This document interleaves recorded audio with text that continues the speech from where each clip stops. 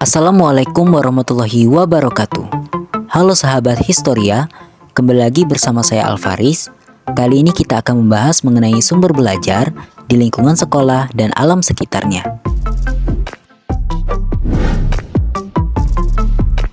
Sebelum itu, saya akan menjelaskan tentang topik apa saja yang akan kita diskusikan pada pertemuan kali ini.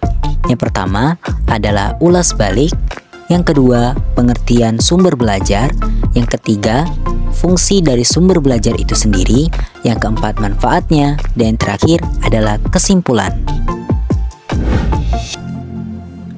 Sebelum kita membahas tentang sumber belajar di lingkungan sekolah dan alam sekitarnya, kita akan mengulas balik terlebih dahulu materi mengenai media pembelajaran yang mana telah kita bahas pada pertemuan sebelumnya. Langsung saja, jadi media pembelajaran merupakan alat bantu atau perantara yang digunakan untuk menyampaikan pesan.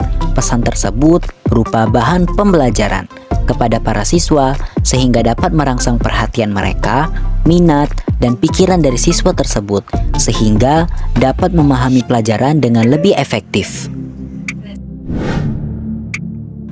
Itu tadi merupakan ulas balik mengenai materi media pembelajaran. Selanjutnya, kita akan mengetahui pengertian dari sumber media. Baiklah, selanjutnya kita akan mengetahui tentang pengertian sumber belajar. Di lingkungan sekolah serta alam sekitarnya dalam sumber belajar merupakan suatu bentuk kegiatan belajar yang bersifat fungsional bagi peserta didik untuk berinteraksi dengan berbagai macam sumber yang dapat merangsang dan mempercepat pemahaman mereka, penguasaan, dan pengamatan dalam proses pembelajaran.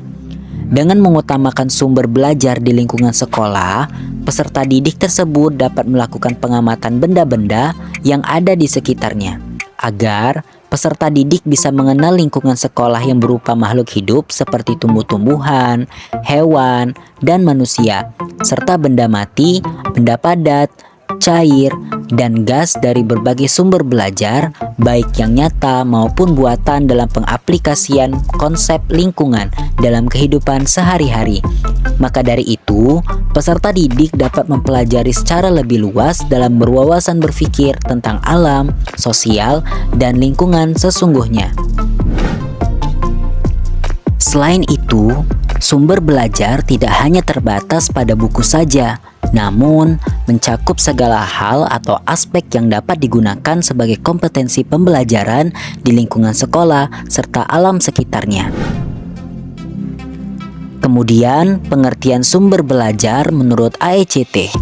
Menurut mereka, sumber belajar merupakan semua sumber yang meliputi orang dan barang yang digunakan oleh peserta didik, baik sendiri atau gabungan, biasanya dalam situasi informal untuk memberikan kemudahan dalam belajar. Setelah kita mengetahui pengertian dari sumber belajar tersebut, kita akan membahas mengenai fungsi dari sumber belajar. Sebelumnya, ada banyak sekali fungsi dari sumber belajar. Ada beberapa fungsi dari sumber belajar. Yang pertama adalah meningkatkan produktivitas pembelajaran. Yang kedua, memberikan kemungkinan pembelajaran yang sifatnya individual. Dan yang ketiga, memberikan dasar yang lebih ilmiah. Apa maksudnya? Memberikan dasar yang lebih ilmiah terhadap pembelajaran dengan cara merancang program dan mengembangkan bahan pengajaran yang dilandasi oleh penelitian secara sistematis. Kemudian yang keempat adalah fungsinya lebih memantapkan pembelajaran. Yang kelima, memungkinkan belajar secara seketika. Kemudian, fungsi selanjutnya adalah penyajian pembelajaran yang lebih luas. Kemudian yang ketujuh, memberikan pengalaman belajar secara tidak langsung dan konkret. Yang kedelapan, menyajikan sesuatu yang sulit ditempuh. Yang kesembilan, menambah dan memperluas cakrawala dalam kelas. Dan yang terakhir adalah memberikan informasi yang akurat. Apa artinya? Memberikan informasi yang akurat dan terbaru, agar peserta didik tidak akan ketinggalan dengan informasi-informasi yang ada di dalam lingkungan sekolah. Itu tadi merupakan fungsi dari sumber belajar.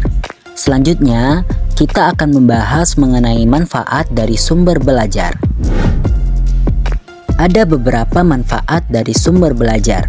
Yang pertama adalah sumber belajar dapat merangsang untuk berpikir, bersikap, dan berkembang peserta didik. Yang kedua, sumber belajar dapat memberikan motivasi yang positif kepada peserta didik. Yang ketiga, sumber belajar membantu memecahkan masalah dalam pendidikan. Yang keempat, sumber belajar juga dapat memberikan informasi dengan lebih jelas. Jadi, dapat kita simpulkan bahwasannya manfaat sumber belajar tidak hanya untuk menyalurkan pesan saja, melainkan juga untuk meningkatkan efektivitas pembelajaran.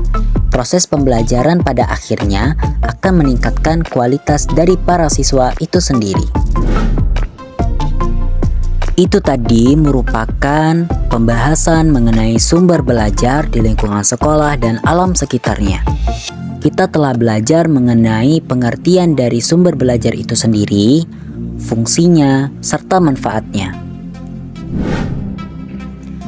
Kemudian, dapat kita simpulkan bahwa sumber belajar di lingkungan sekolah serta sekitarnya adalah semua sumber belajar, baik berupa data, orang, dan wujud tertentu yang dapat digunakan siswa dalam belajar, baik secara terpisah maupun terkombinasi. Mungkin itu saja yang dapat saya sampaikan. Terima kasih. Wassalamualaikum warahmatullahi wabarakatuh.